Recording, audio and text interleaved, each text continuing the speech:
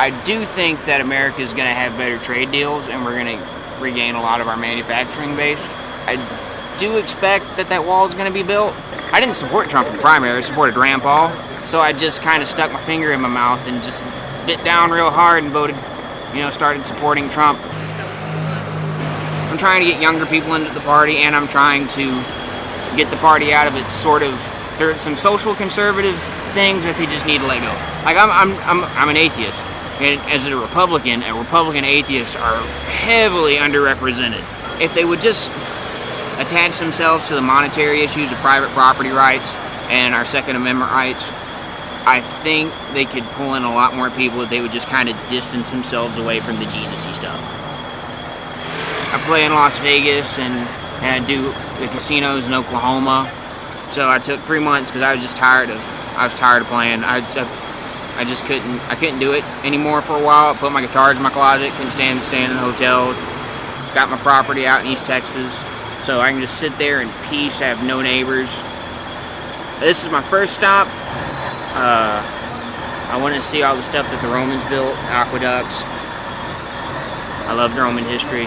From here, tomorrow I'm going to Perugia. I performed there twice for the Umbria Jazz Festival, and then I'm going to visit my buddy in Russia. How do you think it will be seen, this hat in Russia? I think they're going to like it, because he told me that all the Russians like Trump. The U.S. military has been shipping NATO troops and putting them in the Russian border. And George Bush Sr. promised that we wouldn't expand NATO. I don't understand why we're not friends with them. They have a lot of natural resources. They have the world's largest oil reserves. They could reduce our dependency on Saudi Arabia and kind of put a chokehold there. And maybe they have larger reserves that the price dips down so much, it opens it up for more innovation. So maybe it might help us get to more renewable sources of energy. I'm a big fan of Breitbart. I don't think that's fake news. The major news networks are the ones that are fake, because they were the ones reporting that Hillary is going to win by 12 points. That proves that they're not fact-checking. They have an agenda, and they're kind of throwing away their journalism aside to attack this man. As I said, I was not a big fan of him. I still have huge disagreements with Trump.